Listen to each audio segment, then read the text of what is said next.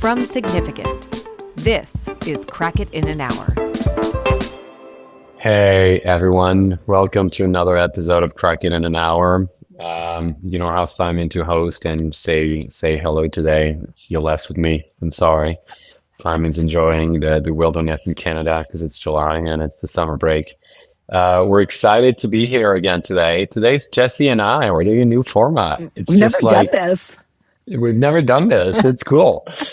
We're doing two problems. Some of you know the version of like three problems. We're doing two problems. They're mini problems. They're not big things. We're going to have open conversations about it. We're going to go wide as we usually do. And let's go with the first one. Jesse, I believe you're going to be starting. We're going to do 25 minutes. Let's go. Yeah, I feel like we should brand this something stupid like small problems, big thoughts, you know? I think Exactly. that's the opportunity here. Or Okay, solving yes, the world's problems. 20 minutes at a time. Yeah, exactly. Wow, this is already off to a great start. This is going to be an excellent episode for everybody. We should never be left without a babysitter. Okay, my problem, I'm just so curious what our conversation is going to be. And I specifically thought of you and I thought of this problem because I would imagine this is something that I am terrible at and something that I think you would be very good at. So I'm like, I think this would be interesting to talk about, which is, hopefully you don't let me down. How do you help people end a friendship, break up with a toxic friend? People know how to Wow. I think That is it's that something is I think deep. yeah, I know. This is a wild way to start our two-man episode, but I wanted to, and I don't know, maybe one day it's a bigger episode. I don't know. I think it's so interesting because as a culture, we have a lot of we have like almost narratives for how to end a relationship. Like the idea of breaking up is like it's very comfortable for people. I mean, obviously the act itself not comfortable, but like you can end a relationship and there are like, let's call it, there are codes for doing that, but there are no codes that exist for ending friendships. And some people just sort of like stay in these toxic friendships for a very, very long time. And I'm like, it's a bit of a communication problem, of course, but also in general, it's just like how do you end a friendship, and why is it even harder sometimes than ending a different kind of relationship? This is a deep one. It's Have you ever so had to do interesting. it? I have never even thought of it. I've never even thought that could be a problem for people. I'll be honest. So Because you would just can like, gotta go. no, because I think let me ask a question and then I'll tell Yeah. you what I have in mind. Describe to me what a ongoing toxic friendship looks like. What is it that doesn't end naturally? I mean, I think it happens a lot with people that usually someone you've been friends with at a earlier stage in your life, and you have grown in very different ways. But I mean, I'm gonna guess this is the most common example of it, but I don't have the data on it. Um, because there's so much history. There's, it's hard to like lose that part of yourself, but you are fundamentally different people. The person drains your energy. There's the natural growing apart, to your point, in some friendships, but toxic friendship is like somebody is that, yeah, they're draining your energy. They're not bringing, it's hard to talk about it generically. Like I almost have to think of specific examples, but their values are not aligned to yours. The conversations you're having are really stressful. They're not showing up when they say they'll show up. The friendship is a give more than, or it's a take more than a give. There's not that like natural give and take. It's like you're giving everything to them and they're taking it all and giving nothing back. I mean, it can go so many ways. The person hates your spouse. The person hates your other Mm. friends and wants to isolate you from your friendship groups. Like I think it can take many, many forms. And but sometimes I think it's extremely hard to end those friendships because there's like your social circles make that very messy. And like I said, we sort of have scripts for ending romantic relationships, but not friendships. And yeah, I don't know. It's so And then there's interesting. like a sunk cost fallacy that exists too, where you're like, well, I've been friends with this person for 25 years, and Uh-huh. like, oh well, I don't know, they're just a little I'm different. supposed to I mean, stay like, friends. Yeah. haven't you ever been in a friend group where somebody else brings that friend and they're like, yeah, I don't really like this guy, but like we've been friends since childhood. He's kind of annoying, but like, it's interesting to No, me. Like oh I've God, never I've been had in that. so many situations like And that. so the reason I ask is I think you're right. Like breaking up a romantic relationship is more codified. Yeah. And I think breaking up a friendship isn't. And therefore, what I've seen around me is never a need to break anything up. It just happens naturally. And given there's no code to it, you're not expected or supposed to have a conversation. There is a thing that is just mutually felt, and then suddenly you stop getting in touch, and then next thing you know, you haven't contacted the person for a couple months, and then you're like, oh well, actually, and it just happened, Yeah. and it's not an official breakup. It's just the path diverge. Yeah. And Yeah. paths can diverge in friendships for just life reasons when they're like just not intended, and you're still love that person, but just for many different reasons you happen not to see each other as much. But paths can also diverge for actually when maybe not meant to be that close, and that's okay. And then so that's Yeah. why I've never thought of it, because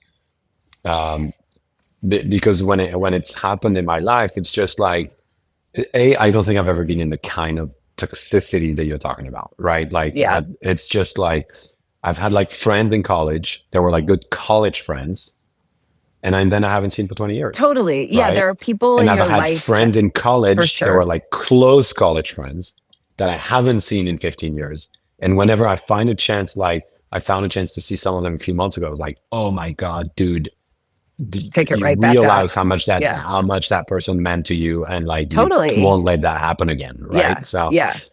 But these are different. That's like the natural ebb and flow of relationships in your life. Like there are yeah, yeah, people, I think about it with jobs all the time. Like I think especially in the industry that we work in, that's very collaborative. I've had past jobs where I had a group of people that I worked with that were almost like, I mean, I thought we were like best friends. And at the time we were. And then you leave that job, and honestly, the friendship fizzles out afterwards. And it's okay. It's just sort of, you realize you were sort of not friendships by default, but you were sort of like trauma bonding in the moment and convenience, and you're spending all that time together. But I don't consider that like a necessary conversation. I don't think you have to sit down and talk about that. But when there is a friend that you are like, this is actually causing me a lot of stress, a lot of pain. I'm not comfortable in this situation anymore. And it does happen. And you have to actually end that friendship. Like, how do you do it? I mean, it's really, I well, guess it's just you a, it's you just know a, you I think you know what I'm gonna say, right? You're yeah, like, I'm gonna ask you, I would ask you plenty of questions about that friendship to get you to realize that things are wrong. And then I'm going to ask you what you think you should do about it. And then you'll yeah, get to the answer that's, yourself. yeah, yeah. That's what I would do. And the answer would probably be in the world of having a face-to-face human conversation, and the way that conversation happens depends on the situation and the other person in the other side of the table, and Yeah, circumstances, and the yeah, personalities, and all of that, right? Like I'm a huge advocate for face-to-face conversations when there's a problem. I'm that's why probably you said this, I'm never afraid to have a hard conversation. Yeah, I think you'd So, be great at and it. like, I think hard conversations are like the things that are going to make people happier in life, generally speaking, whether it's for a job, in your Mm, marriage, romantic relationship, friendship. At the end of the day, you're going to end up being happier regardless of how hard that moment's going to be. So that's probably yeah, where I'm going to yeah, go. yeah. I know. I think if I ever have to do it again, I'll just have you do it for me. I'll just Yeah, sure. send you into the room. Yeah. This guy Roman has something to tell you. This is my hard conversation agent. Yeah, Like, exactly. yeah, Okay, well, yeah. actually, maybe this is a job for AI. Speaking of agents, like, I like literally go. told you have a human conversation face to face, and you're like, "This is a job for AI." Is your first answer? Yeah. Well, the one time I had to do it, I really bitched out and pretty much just ghosted the whole situation. Oh, After but then, how did you feel after that? it took me time. I mean, this was a like almost 30-year friendship. And it had to end. And and how did I feel? Well, what's interesting is for like 2 years, maybe 2 or 3 years after, I would every maybe 4 months have a dream about this person. And I think I always thought that it was like my subconscious being like, you have not settled this in a proper way. But I did continue to avoid it entirely, of course, naturally. But I don't know. I think it's interesting because I think sometimes I wonder who was the conversation for. Is it for you or is it for the other person? Like, is it always necessary? Um, because sometimes like no one's the other person might not be receptive to that information.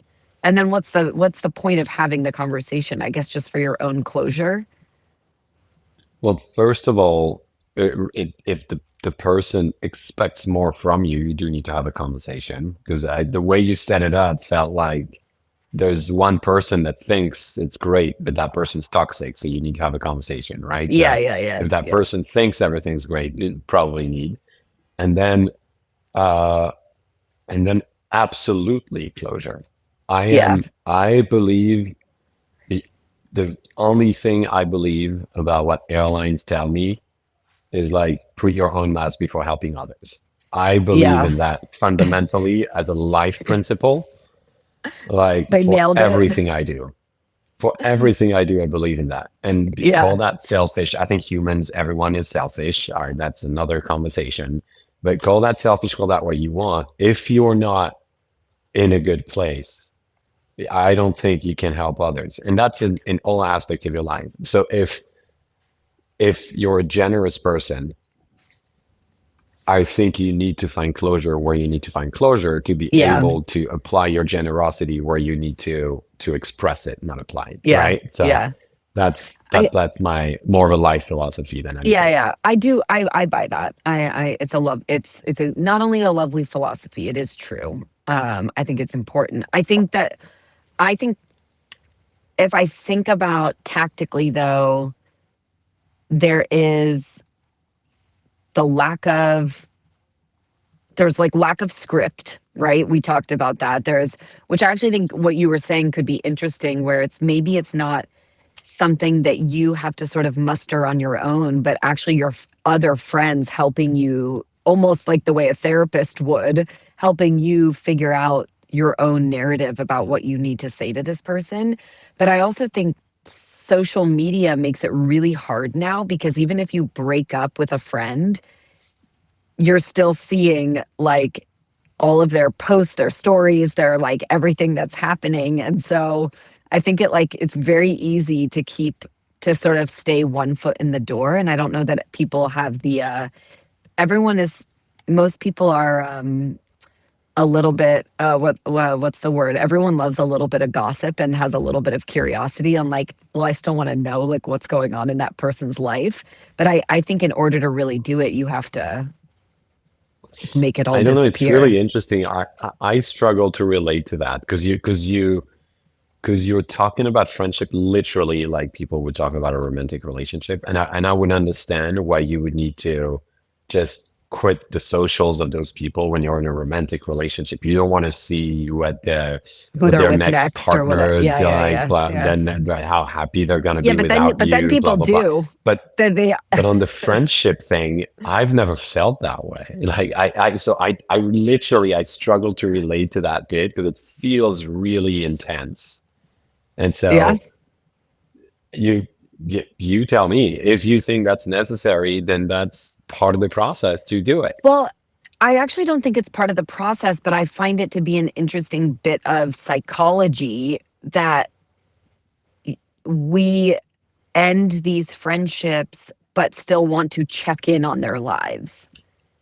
And you can, maybe it's I think that there's a general maybe it's just like, just because you ended the friendship doesn't mean you don't care at all about this person, and it's nice to have like some touch into reality on what's going on with them, and like that's okay. It's not I mean, for me specifically, it's not like a gut wrench feeling that you would, in the way that you talked about, like, yes, if you broke up with a romantic partner and then saw like their next romantic partner, that's different. But the desire to stay sort of in an observational mode, I think, on the friend's life, I guess I just think it's interesting because I think anyone I know who's been in this situation has, you know, where this happens the most. And again, I don't have the data, but I've anecdotally, and I've heard it from so many people, is in, I see so many stories online of friendships exploding during weddings. Like the bridesmaid situation exposes, like the bridesmaid to bride relationship, it turns out always ends up exposing some like very toxic, and who knows, Wow. half these stories online are probably fake, but I think many of them are real. And it brings weird friend groups together who usually aren't like the same friend group.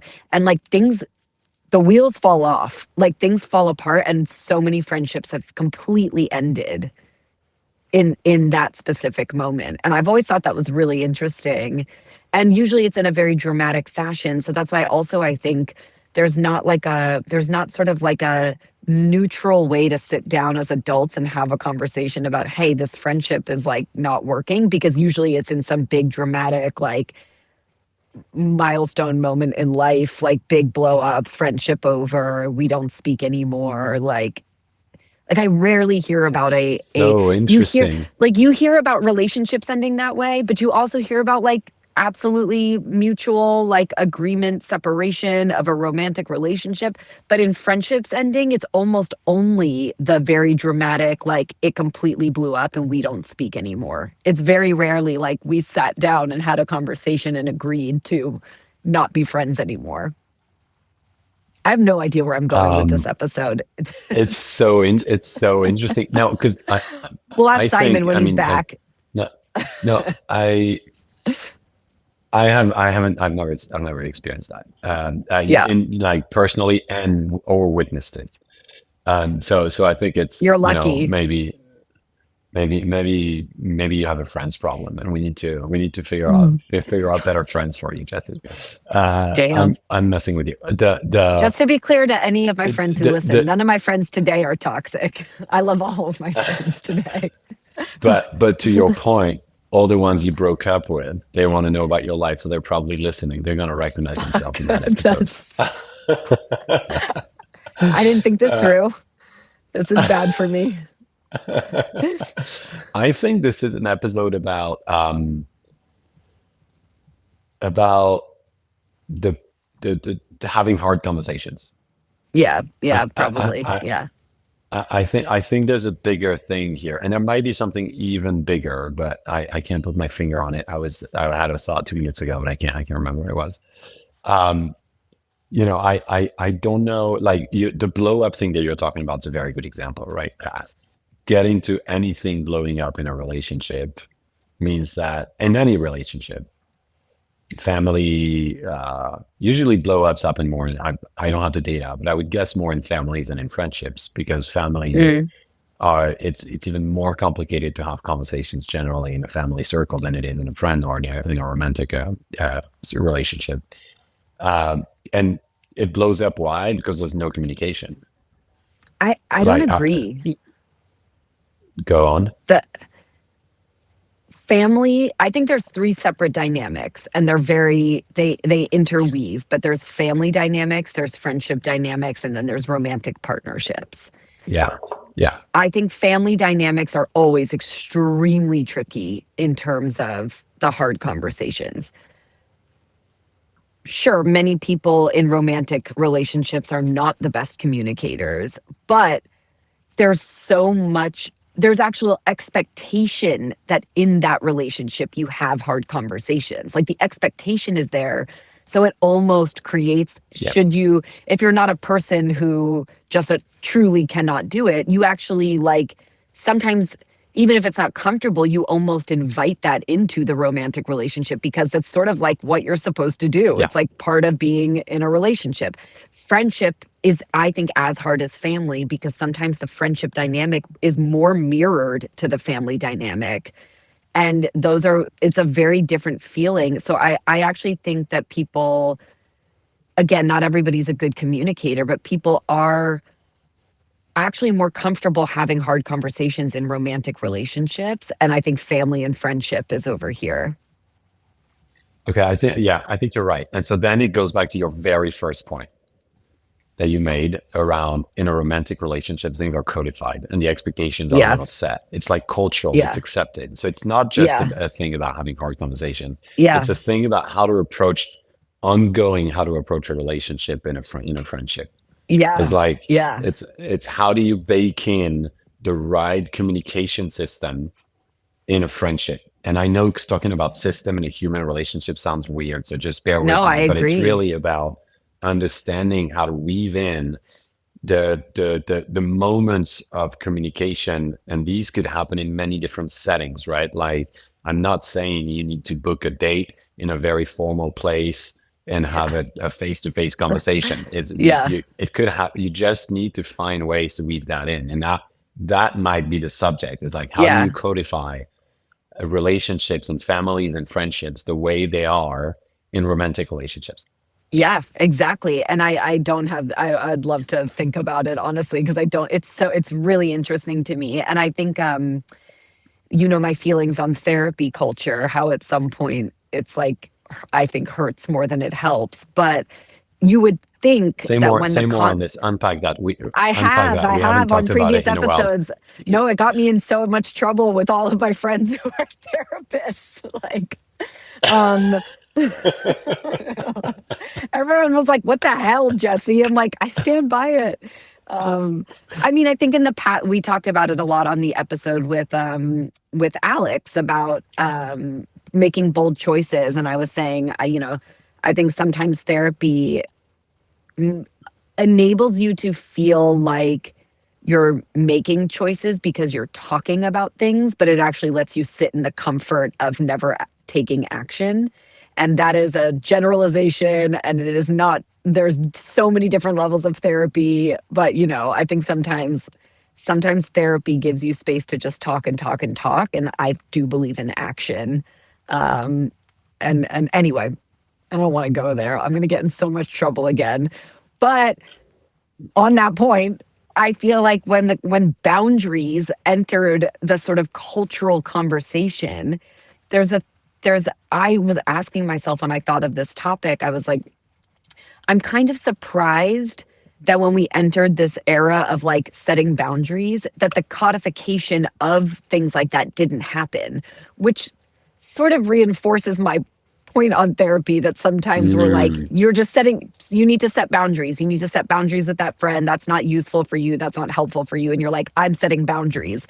This is me setting a boundary. But like, where what I never saw follow that, and I'm not, maybe it exists and that's I real just didn't interesting. see it, was sort of the like, okay, well, we know we have the codes and the scripts and the things to do that in romantic relationships, but the codes never followed the idea of boundaries in my mind, and I'm surprised because I would think that would have been the moment that we started to actually have this conversation of like, how do you how do you actually end a friendship? How do you have a hard conversation in this dynamic? I know that there's content out there on stuff like that. That I'm not saying it's a absolute like trash can of nothingness, but anyway, therapy. Go to therapy. Talk to your Uh, that was a good rant. I liked it. I liked it. That was a good rant. I'm trying to figure out I know, um, how to what the hell I'm how to talking bounce about. from that. But anyway, we're out of time. Good, good, thank So God. yeah, are you gonna wrap us up? I I'm asked gonna the wrap us up. question. Okay, Okay. you wrap us up. Yeah. All right, I'm gonna wrap this up. I think in typical Crockett fashion, it took us 25 minutes to really assess what the problem was. And given this episode is 25 minutes, that's what we figured out. We figured out what the problem was. The problem isn't how do you end toxic friendship. The problem is how do you codify relationships outside of romantic relationships, because these ones are codified.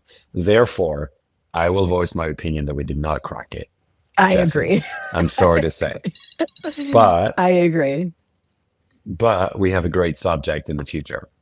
Yeah, yeah, it's a good one. Maybe we'll bring on an actual professional for that one, like we'll bring a therapist on. Exactly. We'll bring. I mean, I still want to have Robert Montgomery on. I gave him a shout out once. He's getting another shout Oh out once. We'll yes, have him on. He's not a God listener, yes, so I'll get him to listen to a couple of episodes, and I'll be like, Robert, bring them on. come on the Let's pod. go. All right. I'm All next. right, I have a much more. I'm gonna start the clock. I have a much more trivial topic. good, The perfect. other night we were having dinner with friends here in New York. It's the World Cup, right? It's July. We're getting to the tenth part of the World Cup. France is playing this afternoon. I'm not wearing my jersey because we have a couple client meetings, but the jersey's here in my heart. So I'm very stressed out today, and I'm not going to talk about refereeing. I'm not going to talk about Argentina. I'm not going to do that. Are you sure? But we'll see. But I do think I like our friends brought up a subject the other day at dinner, and they said, why is football? We'll call it football, right? Because it's the world's global sport. Sure. Why is football ending in penalty shootouts? And how do we help That's that such a good sport question. not end in penalty shootouts? And here's the thought, right? Here's why I thought it was a very good question. I could not think of another team sport that ends in individual skills or even individual responsibility. Mm. And maybe there is one. I don't know. I think basketball. It's like imagining basketball ends in just a free throw Free contest, throws. right? It's crazy. Yeah, yeah. It's like NFL ending in like whatever kicking, whatever you call it, when you kick the ball between the poles contest. Uh, it's maybe hockey actually does. Hockey Hockey maybe does. maybe hockey does. They do have shootouts in a different right. They go. It's not still. They just Yes. skate to the goal. And but so anyway, back to football. How do we help the sport not end like that? It's so good.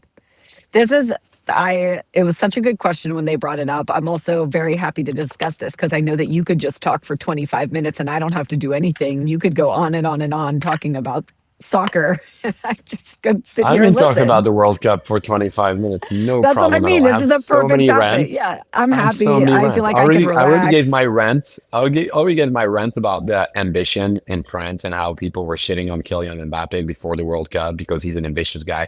That rant happened a couple of weeks ago, right? The reframing ambition in France. And now guess what? Here's a follow-up on that story. People love Kylian Mbappe. Oh, why? Because he scores all the goals. Yes, that's what he's supposed to do. He's supposed to score the goals. So leave him alone. Let him be ambitious. Let him lead by example with the kids and score goals. So leave him alone. First rant. You got it. You got your Are, first rant in the are, pod. are you sure you don't want to talk about Argentina? I do not want to talk about Argentina. Okay, that won't be the last time I ask. I'll Um, give you my prediction on what's going to happen in the World Cup at the end of the episode. okay, perfect. That's perfect. It's not okay. I have so many thoughts on this. Actually, I have no idea how to solve it. But I think there's. It seems there's two things about it that are crazy to me. What you already said, which is the individual, like coming down to individual responsibility, but also like the macro idea that you could play for 100 minutes and then it just ends like, uh, it feels almost so unfair, so anticlimactic. So I think I just can't fathom like how it anyway, how it comes down to that. But the hockey is interesting because they changed the overtime rules 2 years ago, and I might butcher this, but well, I don't have Simon here to fact check me. But um, one of the things that they did was try to make it easier for somebody to score in overtime so that they don't have to go to a penalty shootout. So they turned it into 3-on-3. And I think that's really interesting because I understand why soccer, I'm going to just say soccer because I feel like an idiot saying football. They like, of course, you can't just go on and on it because it is a long game. It's a long game where sometimes you could go. I mean, we saw it the other night. We went 90 whole minutes without anybody scoring. And then in the 90th minute of the game, someone scores a goal.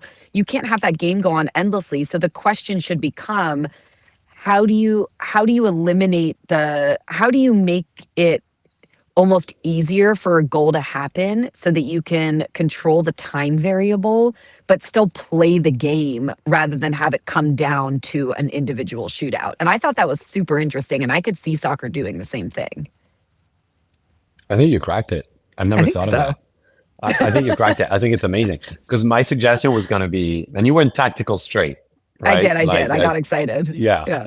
Which is, and my suggestion, I think, was going to be just do, at some point, but okay, here's the challenge. The challenge is any sport that's a bit of a legacy sport, and there's many of them, like any of the big sports, whenever you change a rule, it's a Yeah. revolution, right? Yeah. People Yeah. are on the streets, right? So it's really hard.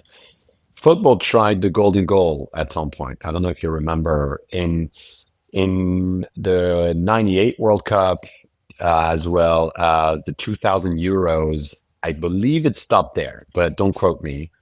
It was the golden goal. So after regular time, starting in the 98th minute, the first one to score wins. Oh, yeah. Yeah. Yeah. I do It remember would this. it would stop. It would stop at 30 minutes in, so 120 minutes. You'd go in penalty shootouts. Yeah. But it was a thing. You could envision a golden goal endless. A golden goal without end. So you start at the 98th minute, golden goal, and then the first one to score wins, and Yeah. someone's going to score.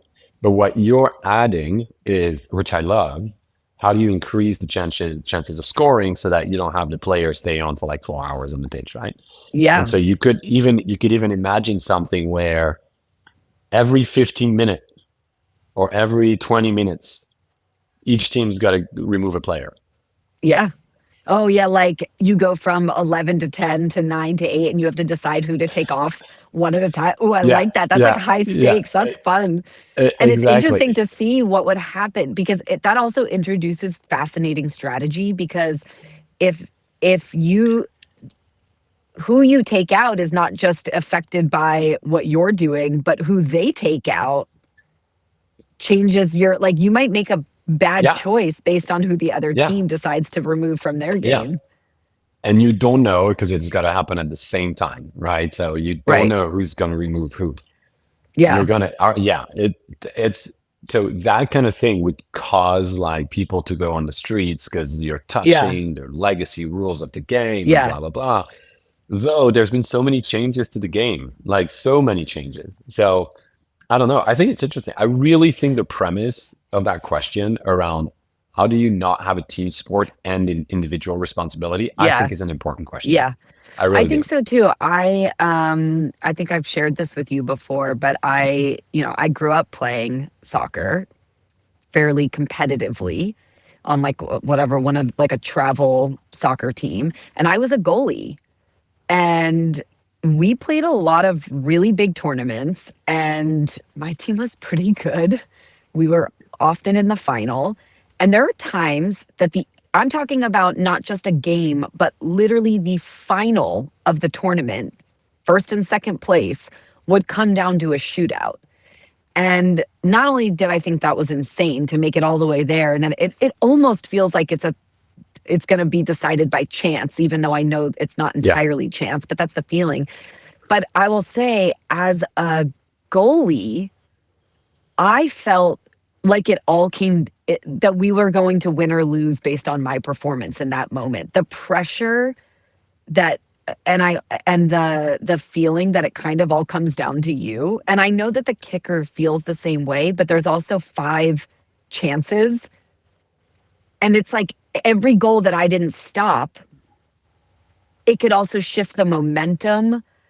Suddenly you're one behind the other team. Now your next 2 kickers have to make up for that. Like nothing would literally stress me out or devastate me more than having to go into a shootout.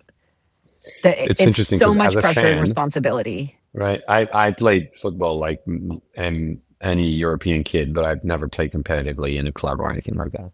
So as a fan, I think the shooter ends up, the stakes are you're either a regular Joe or a loser.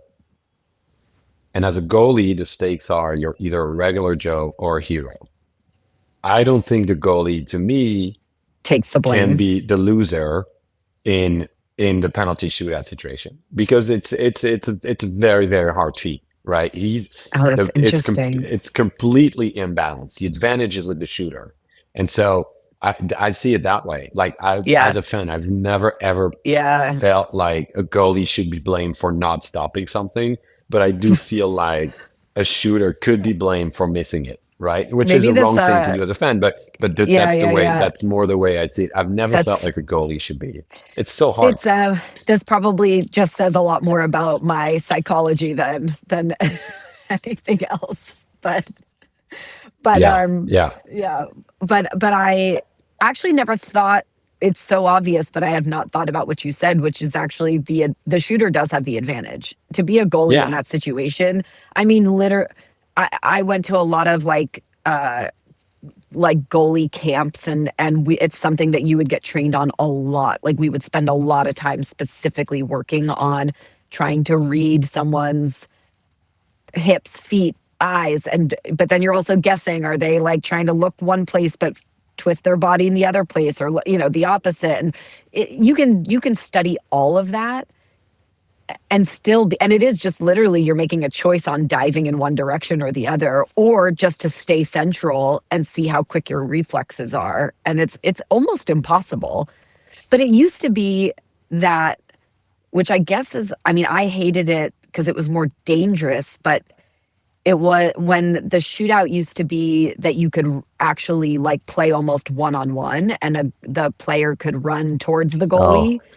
Like, so tell me about that. Was that a rule at a certain age, or was that a rule like hockey style, that's right? a Like really the good question. Yeah, yeah, you guys were one-on-one and the goalie could come out and the person's running at you, and I think they stopped it at one point because it was more dangerous. Like it is, I got hurt a lot in that scenario. I injured people in that scenario. Like, I don't know if they still do it but at all that way. when did it happen in your I don't football know. experience? Because it's never been an official rule of the game in the It's a professional stage. it's a really good question. I actually don't know. I don't know. I could not pinpoint in what situations they chose to do it that way versus just stand and Yeah. kick. It's I don't interesting. know. I'm sure, I don't think it solves our problem, but because it's still individual responsibility. But but it is a little bit it more does lead you to one-on-one. another tactical idea. You could do like a 2-on-2 or whatever, a 2-on-3 Yeah, or yes yeah, or yeah, yeah, whatever, just yeah. to try and expedite. I don't know. Yeah, well, I mean, Okay.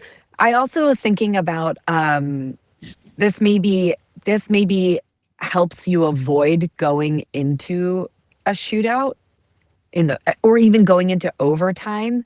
But I've always thought it was interesting in hockey. You made me think of it when you were talking about pulling people off the field. In hockey, when you're down a point and it's getting to the end of the game, they'll pull the goalie off and decide and to throw Oh yeah. another another skater, another player onto the ice. And I always love that. It's psychotic, and I have only ever seen it work maybe one time ever, but generally it doesn't. You've got an open goal and you're just going to like, what do we have to lose? But I think it's interesting. And that's obviously in a situation where you're not tied to begin with. But if the rule was this game can't end in a tie, and you have a choice as a team that you could try in the last 5 minutes to pull somebody off the field and pull your goalie out and stick another, offender in. I don't know. It could be interesting. It could be wild to prevent it from happening. Yeah. Maybe. Yeah, I have visuals of like what the pitch would look like. It would be like a war zone. Yeah, It would exactly. be Exactly. it would be an absolute Everybody war just zone. charging the nets on both Yeah, sides, like trying yeah. to, yeah. They'd be bringing in like the super powerful dudes who can kick the ball from like the other side of the pitch. Exactly. But like, I mean, and these are It's a different extreme ideas. strategy. Yeah, Yeah. yeah. These are extreme ideas. Yeah. They are extreme. I think going into the 3-on-3 at the end, like the 4-on-4 or 3-on-3, I think it's probably the most interesting way to do it. But Let me give you a completely unrelated. I know you wanted it, so let me give you a completely unrelated football rant. okay, go on. Um, so during the World Cup, I become like a child. I'm like, I want to see all the games. I'm like super passionate about everything. I think it's the You're best mad at competition in the everyone. world. Yeah. I'm mad at everyone. I'm stressed out when France plays. I never want to watch a friend's game in a bar because it's too loud. I need to watch it on a TV. I need to see the thing. I want to see the football. I love it. Very passionate about it, as you can tell. I am realizing this year, I spend way too much time on Instagram the night of the games after because I want to see stuff and commentary. And what's interesting about it though is seeing international commentary, right? So like if you're just a little curious and start, obviously then your algorithm compounds, and then now I'm getting commentary from different countries, which is interesting. However, I understand now, which I guess I did, but I've never experienced, how someone can fall into a conspiracy theory. It's Go on. it's insane. The amount of like people who are building like cases for or against a thing is insane. Like, and my friends and I, obviously we have like all the WhatsApps and we're like sending all the things. Like we're children, which is amazing. And we caught ourselves a couple of days ago. I was like, yeah, it's a little hard to not fall into that conspiracy theory, but it might be a conspiracy theory, you guys. Like there's a shit ton happening about how the FIFA president is favoring Argentina, right? And so people are building cases and people pull up some data, and you're like, when you see data, you're like, damn, that's Maybe it is that's true. weird, right? But you're obviously only seeing the data they want to show you. Like, and so it's the whole concept of a conspiracy theory. You just look at the facts that go in the favor of something, and then you don't look at anything else, and then you fall into the trap, right? You look at, but it's true. It is true that when you see, we'll do okay, little French fan, right? We're playing Morocco today. And everybody knows this by now. But 2 days ago, Argentina played, and they put like three French refs and two non-French refs in the VAR room. And then people started. Argentina was like furious. They were like, "No, we have three French refs. It's a knockout round, and it's gonna be not in our favor." The guy, the ref team, like completely favored Argentina. B, you know what FIFA did in return? You do. I'm going to say it anyway. We're playing Morocco today. We have 5 Argentinian refs, and I So find bad. that amazing because FIFA is playing the game to fuel the conspiracy theory. Yeah. And that's And so that's a different point, right? The first point is I see how you can fall into one, and I don't believe in all of that. And I'm like, I believe in sports and let the best one win on the pitch and let's fucking go. But why is FIFA playing the game? Why are they fueling it? yeah, That's the it's bit where I'm like, this if is like, if you're gonna why are if you you're gonna do fueling that? Why are shady you doing shit, that? yeah, if you're gonna do shady shit, you don't make it that obvious. But it just gives everybody. What's weird to me about that choice specific, first of all, I'm pro conspiracy theory, just in general.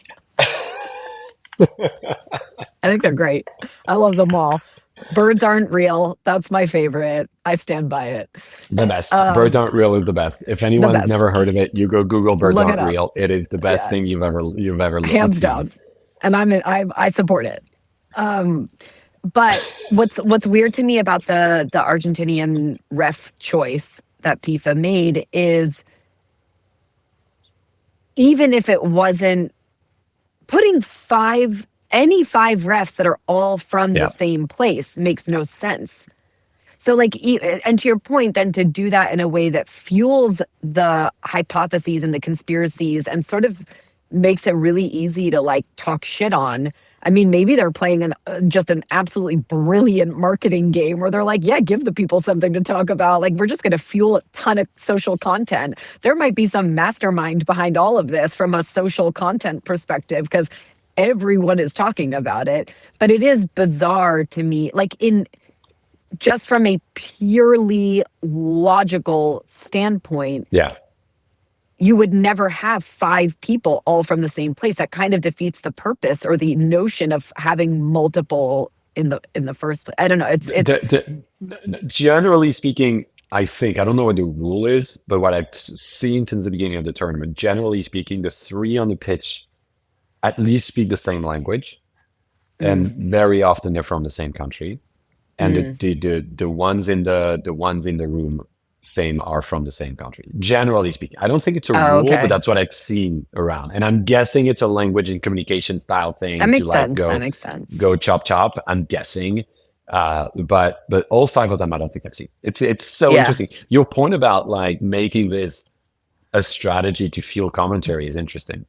Yeah, could It's be. kind of like Sylvain's point a couple weeks ago on how Timothée Chalamet actually fooled us all, and his whole behavior around ambition and being a little bit in your face was building up the launch of Marty Supreme.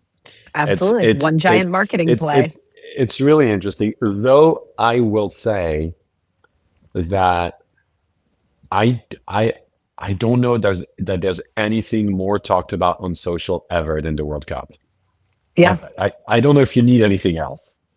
Yeah. But I don't know, but if it maybe was, that's foolish of me as a marketer, because yeah.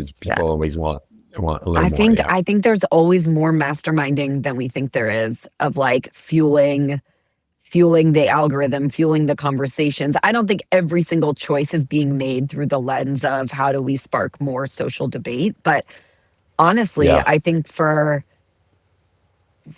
culture, I don't think if it was just about the purity of the game and that's all that people were talking about, you actually wouldn't have as much conversation, because it would suddenly only be for the pure fans. And I think what's interesting about a lot of the conversation, you can see the concentric circle of fandom around soccer and FIFA, and how it can be, there's pure Yeah. fans of the game, but then you're like, oh yeah, I'm down to talk shit about like some corrupt organization, or theoretically, or I want to like, I'm really just into like how hot the players are, or okay, this is cool. Like, this is just a beautiful human story of a 40-year-old goalie who now has 40 million fans on Instagram, like from Cape Verde, like you can see the like different layers of storytelling that pull outer to inner fans in. And I think there are people pulling on those strings, or That's at really least good. feeding I them. think that's really smart. And I think if it's not the case, we should go pitch FIFA Yeah. on building Yeah. like a social strategy for like either the Spain, Portugal, Morocco one, or the Saudi one in 8 years, and be like, Yes. here's how you're gonna fuel conversations and also divert conversation from other things. I think it's really smart. It's really smart. Yeah. Like how you're gonna provoking conversation and And putting like provoke fuel on the beyond just the fire. game itself. Yeah, Exactly. because people love it. I mean, it's half of what people are fired up about is almost like reality TV. It's not even about the game Yeah. itself. It's, Totally. but Yeah. you just have to like push those buttons, and all of a sudden you're like lighting up different audiences Yeah. And it should end differently because no one likes a shootout. Back to your point. That's awesome. I love where you went with this. Okay, I'm gonna wrap us up. Outside of the different football rants, I knew we would there talk were about two. Argentina. Yeah, of course. No, it's not. I'm talking about conspiracy theories. I didn't talk about Argentina too much. That outside of the football rants, I think there were two interesting points that we, navigated. The first one is actually the last one that we talked about, which is like um, how do you build a let's call it a social strategy for the lack of a better term, but it's bigger than this for the conversations to go way beyond the game, and what we're witnessing might be a part of it, which is really interesting.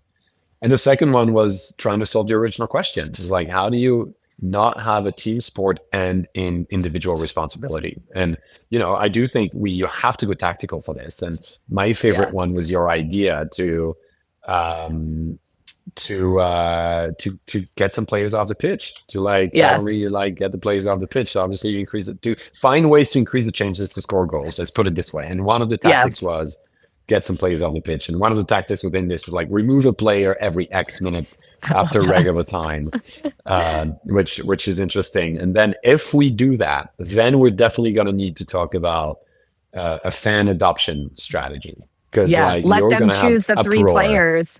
Let them choose the three players that get to stay on. No, you can't. Fan vote. We're going to have uproar. Okay, Jesse, did we crack this one? I'm going to say we did. I feel good about it. Yeah, I kind of, that's in the clock. I kind of think we did. Yeah. Wow. Yeah, I agree. This Yeah. is a great day. This is a great day. And All right. give us your prediction. My friends are going to hate me for it. I don't know if we're going to release this one before the end of the World Cup or after. We got to decide that. But I think it might be coming home. I think England has a very, very good chance. I hope they're going to kick Argentina's out in the semifinals. First of all, they both need to get to the semifinals, but I hope that's going to happen. I think Jude Bellingham is the classiest player I've seen in a long time, and I have some actual proper English friends, so I would be happy for them. And I think they've been the kind of the losers since I was born. It's generation of going to semifinals, to finals, and just never winning, and they might be deserving it. And so we'll see. But I wish my wish is a France England in the final, and a good old battle, like we know how to do it. But we'll see if we can make that happen. We'll start with Morocco this Wow. afternoon. It was a phenomenal team. All Good right. luck. That was obviously we needed to have a 25-minute chat about football and crack it, because the world's global sport. Thanks for listening to another episode of Crack It, special edition. Just Jesse, Roman, 2 problems to crack. Thanks for hanging in there with us. See you next time. Bye. Bye. Thank you for listening to another episode of Crack It in an Hour. If you like the show, please don't forget to rate, review, and subscribe wherever you listen. If you have questions, thoughts, or feedback, shoot us an email at hello@crackitpodcast.com or on Instagram @crackitpodcast. Music done by Michael Anastasi, cover art shot by Mick Mint, and all things audio and video taken care of by Nathan Nash. See you next time.